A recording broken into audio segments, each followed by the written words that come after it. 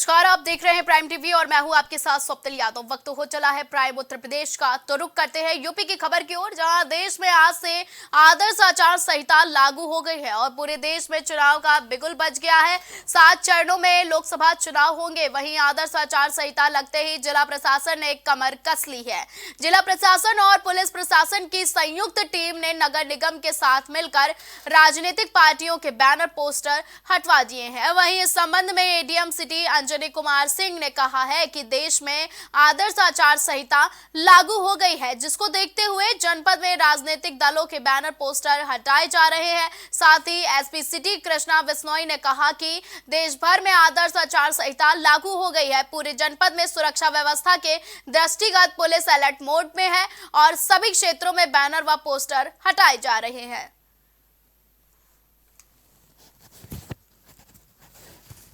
MCC जो है enforce हो गई है और उसी इन्फोर्समेंट के तहत जो सर्वप्रथम 24 घंटे के अंदर कार्रवाई की जानी होती है कि सरकारी कार्यालयों से जो भी पॉलिटिकल पार्टी के बैनर पोस्टर हैं उन्हें हटाने के लिए उसके मद्देनज़र कार्रवाई की जा रही है। सर, ये कार्रवाई कहाँ कहाँ की गई है और कब तक चलेगी? ये कार्रवाई हम लोगों ने अभी पल्लीगंज से स्टार्ट किया है और मतलब है कि आज सभी सरकारी कार्यालयों और मेजर स्थानों पे देख लेंगे और ये अगले 3 दिन तक ये कार्रवाई चलती रहेगी। क्या प्राइवेट स्थानों पर लगे झंडा, बैनर या किसी तरह की जानकारी?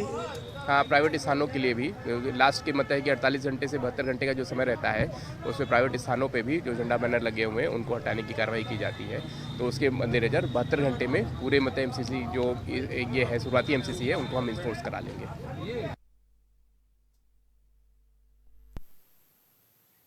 समाजवादी पार्टी ने इटावा लोकसभा से जितेंद्र दोहरे को अपना प्रत्याशी बनाया है। वहीं मीडिया से बात करते हुए जितेंद्र दोहरे ने कहा है कि इटावा लोकसभा सीट इस बार समाजवादी पार्टी 2.5 लाख से ज्यादा वोटों से जीतेगी। तो 2.5 लाख वोटों का लक्ष्य रखा है समाजवादी पार्टी ने और इटावा लोकसभा सीट पर समाजवादी पार्टी एक बार फिर से जीत के लिए परचम लहराएगी। वहीं जितेंद्र दोहरे ने अपने शीर्ष नेता अखिलेश यादव सहित प्रोफेसर रामगोपाल शिवपाल यादव का भी धन्यवाद किया है। साथ ही उन्होंने भाजपा पर निशाना साधते हुए कहा है कि भाजपा ने आज तक सिर्फ झूठे वादे किए हैं। राष्ट्रीय नेतृत्व का आभार व्यक्त करता हूं और जो उन्होंने हम पे भरोसा जताया है, समाजवादी पार्टी पीडीए यहां से लोकसभा से जीत के जाएगी। रामशंकर जी हो या कोई भी हो, अब की बार इटावा की जनता की आवाज है, समाजवादी पार्टी यहां से जीत के जाएगी। ये नेताजी की धरती है, ये माननीय अखिलेश यादव राष्ट्रीय अध्यक्ष जी की धरती है। यहाँ से समाजवादी पार्टी का अब की बार कैंडिडेट जितेंद्र दोहरे के नाम से हमारा नाम है, चुनाव साइकिल जीत के जाएगा। जौनपुर पुलिस ने गौ तस्करों पर अभियान चलाते हुए एक बड़ी कार्रवाई की है, जिसमें पुलिस ने गौ तस्कर को गिरफ्तार कर जेल भेज दिया है। वहीं बताया जा रहा है कि जौनपुर में गौ तस्कर बबलू कुमार ने मंझगवा कला में अतिक्रमण कर अवैध निर्माण कराया था, जिसके घर पर बुलडोजर चलवाकर कार्रवाई करते हुए उसके आवास को जमींदोज करा दिया गया। बताया जा रहा है कि अवैध अतिक्रमण को पुलिस व राजस्व की संयुक्त टीमों ने ध्वस्त कराया है।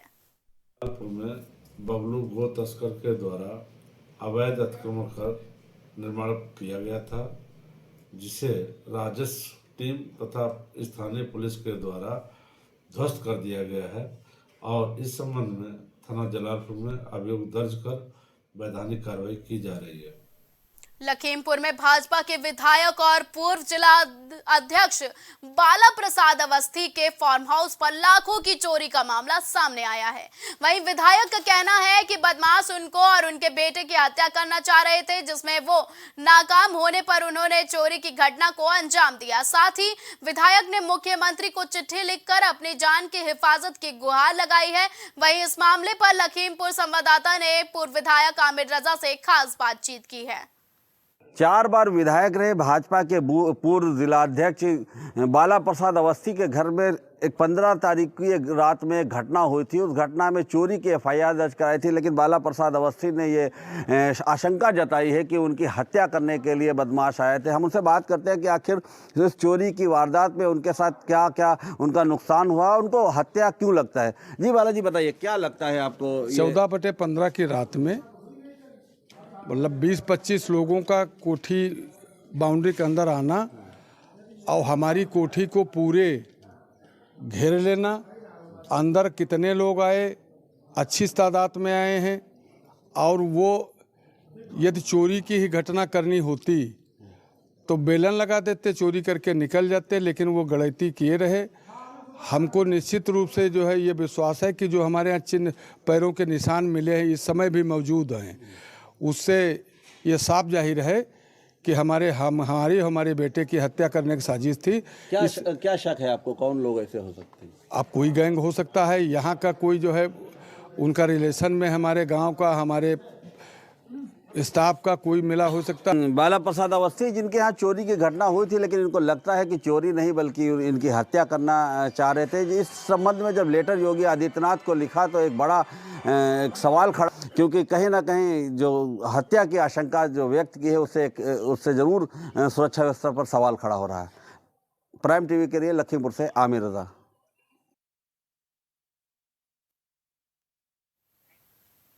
मुख्य चुनाव आयुक्त के घोषणा के बाद से सियासी दलों के हलचल में विराम लग गया है।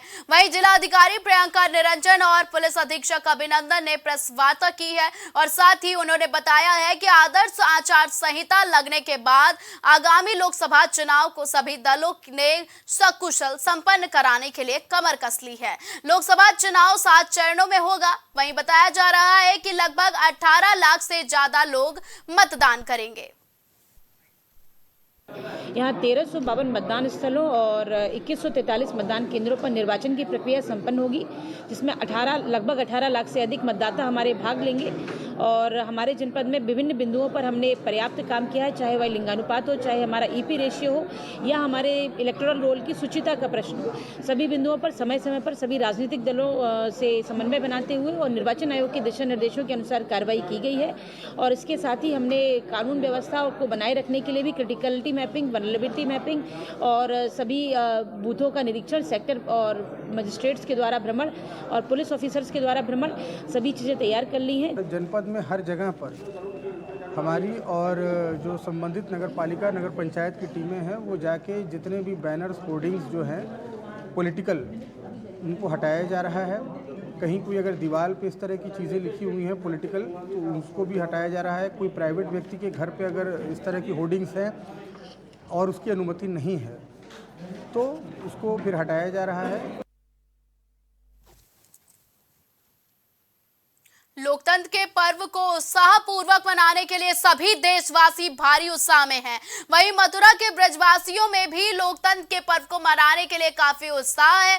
बता दें कि मथुरा लोकसभा सीट से सभी प्रत्याशी अपने अपने जीत का दावा करते हुए चुनावी रण में नजर आएंगे। साथ ही मथुरा की जनता योगी मोदी के नाम को तो पसंद करती है, लेकिन इस बार जनता को मथुरा जिले में हेमा मालिनी का सांसद होना पसंद नहीं कर रहा है। वहीं जनता इसका जमकर विरोध कर रही है। साथ ही देश में स्वतंत्र और निष्पक्ष चुनाव कराने के भारत निर्वाचन आयोग ने आचार संहिता लागू कर 7 चरणों में तिथियों की घोषणा कर दी है। लोकतंत्र में सबसे बड़ा उत्सव, सबसे बड़ा त्यौहार अगर कोई होता है, कुछ होता है, तो वो चुनाव होता है। तो आज चुनाव का बिगुल बज चुका है, तो इसके लिए सबसे पहले चुनाव आयोग को बहुत बहुत धन्यवाद और पूरे देशवासियों को, मथुरा वासियों को बहुत बहुत शुभकामनाएं। और इस पर्व में, इस चुनाव में बहुत बढ़ चढ़कर भाग लें। और मथुरा की जनता इस बार आप लोग देखिएगा, आज हम यहाँ 16 मार्च को बैठे हैं, 4 जून को जब परिणाम आएंगे तो इस बार बहुत ही निर्णायक, बहुत ही ऐतिहासिक और इतिहास के पन्नों में एक अमिट छाप छोड़ने वाला फैसला मथुरा की जनता इस चुनाव में देने वाली।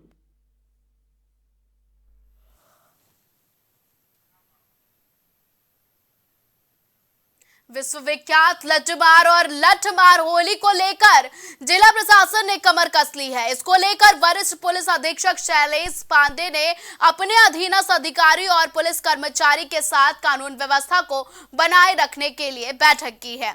साथ ही उन्होंने पुलिस और अधिकारी कर्मचारियों को निर्देशित करते हुए कहा है कि बरसाना और नंदगांव में लगने वाले लड्डूमार और लट्ठमार होली में आने वाले श्रद्धालुओं के साथ कोई भी दुर्व्यवहार न करे और कहा है कि सभी पुलिसकर्मी अपनी अपनी ड्यूटी पर तैनात रहेंगे। सभी अवगत हैं कि 17, 18, 19 बरसाना की लड्डूमार होली, बरसाना की लठमार होली और नंदगांव की लठमार होली का आयोजन होना है, उसी को दृष्टिगत रखते हुए आज यहाँ पे पुलिस बल की ब्रीफिंग की गई। सभी जो हमारे साथी पुलिसकर्मी हैं उनके कर्तव्यों के बारे में अवगत कराया गया है। आवश्यक दिशा निर्देश दिए गए हैं। आपको अवगत कराना चाहूंगा, इस आयोजन को लेके पूर्व से ही तैयारियां चल रही हैं और कई स्तर की पहले बैठकें हुई और यहाँ की व्यवस्थाओं का जायजा लिया गया, फिर उसकी पूरी प्लानिंग हुई।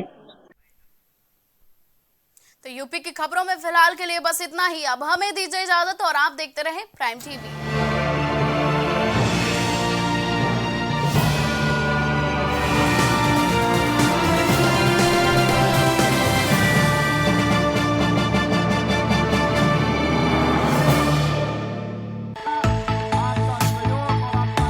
कुछ भाव पुष्प। आप देख रहे हैं प्राइम टीवी, सच साहस सरोकार।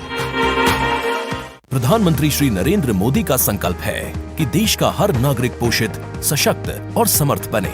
जब पूरा विश्व इस सदी की सबसे बड़ी महामारी कोविड-19 से जूझ रहा था, उस दौरान प्रधानमंत्री श्री नरेंद्र मोदी जी के नेतृत्व में भारत सरकार ने प्रधानमंत्री गरीब कल्याण अन्न योजना का संचालन कर देश के गरीबों की खाद्य सुरक्षा सुनिश्चित की।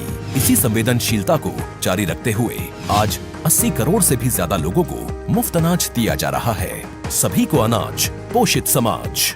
प्रॉब्लम्स थी जो मेरे को स्टेप्स चढ़ते हुए प्रॉब्लम थी, वो अब I think so 70% is improved. ठीक है, मेरे को एंकल में प्रॉब्लम थी एंड मेरे को नसेस मसल्स प्रॉब्लम थी, क्योंकि मसल्स में काफ़ी पेन रहती है, जो अब की इस टाइम पर एक बार ही मैंने लिया, मैं लास्ट टाइम आया था, उसके बाद मैं अब दोबारा आया हूँ, तो ऐसे 70% इज इम्प्रूव्ड, जो कि डॉक्टर नहीं कर सका।